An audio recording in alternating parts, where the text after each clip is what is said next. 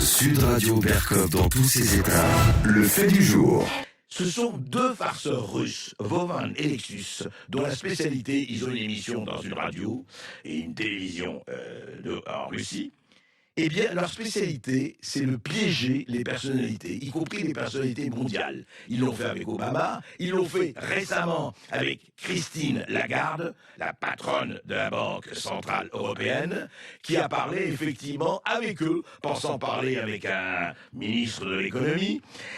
Elle a parlé de l'euro numérique à venir. Eh bien là, depuis quelque temps, et on a une exclusivité pour vous.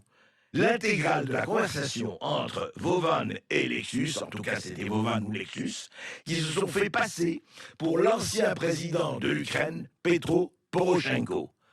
Ils se sont fait passer pour lui et ont appelé François Hollande, et François Hollande qui connaît très bien Petro, mais eux ne se sont pas mis en Zoom, ils ne se sont pas mis, évidemment ils ne se sont pas montrés. En revanche, François Hollande a répondu en Zoom, donc on le voit, on voit son image, et vous le verrez sur YouTube, sur la chaîne Sud Radio du YouTube.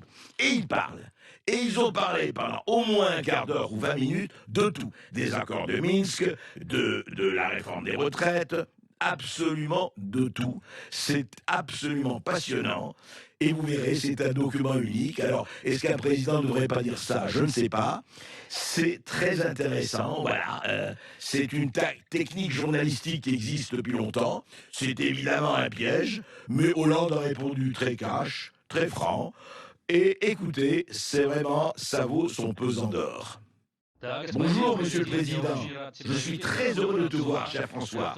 Comment vas-tu, mon ami? Bonjour, Petro. Je vais bien mieux que, hélas, la situation en Ukraine. Je suis bien sûr tout ce que vous faites sur place et je suis heureux de pouvoir m'entretenir avec toi de la situation. Au fait, comment va-t-il, mon ordre de la liberté? J'espère que tu le portes. Oui, je le porte et je suis fier de le porter dans le contexte que nous connaissons. Mon soutien à l'Ukraine est total et je fais en sorte, partout où je peux m'exprimer, de demander que l'Ukraine puisse disposer des armements qui lui sont nécessaires. À ma connaissance, tu as rencontré Emmanuel récemment. Qu'est-ce qu'il dit à propos de l'Ukraine? Qu'est-ce qu'il en pense dans l'ensemble? Emmanuel Macron a été longtemps dans l'idée qu'il pouvait jouer un rôle pour une négociation entre l'Ukraine et la Russie.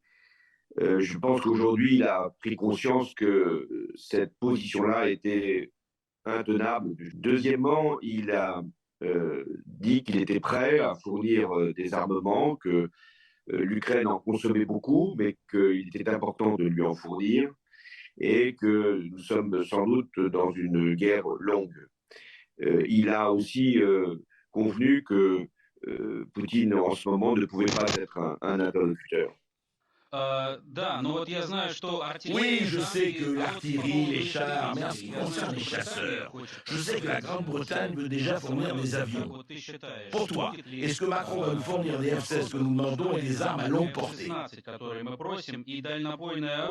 pense que l'intérêt de l'Ukraine est de recevoir des armes qui peuvent être utilisées dans un délai rapide et ne pas se focaliser sur des armes qui exigent des temps d'entraînement, de formation ou des pièces de rechange compliquées. Donc tout ce qui peut être un matériel immédiatement disponible pour résister à l'offensive russe, c'est ça qu'il faut demander aussi bien au Premier ministre britannique qu'aux pays européens. Et de les livrer massivement et pas simplement au compte-gouttes.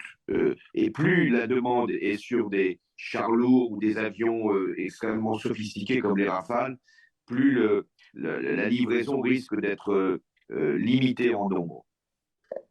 Ah, mais en fait, je pense que tu es d'accord avec moi qu'aujourd'hui, ce n'est pas une guerre entre l'Ukraine et la Russie, c'est la guerre entre le monde occidental et le monde russe. Qu'est-ce que tu en penses? Oui, je pense que de l'issue de la guerre en Ukraine va dépendre un nouvel équilibre du monde. Si l'Ukraine gagne, ce que je souhaite de tout mon cœur, il y aura nécessairement pour les régimes autoritaires un coup d'arrêt, aussi bien pour la Chine vis-à-vis de Taïwan que pour d'autres pays qui sont tentés, comme l'Iran, d'aller plus loin, ou même la Turquie, même si la Turquie aujourd'hui est dans une autre situation. Donc, il est très important que la victoire revienne à l'Ukraine, non pas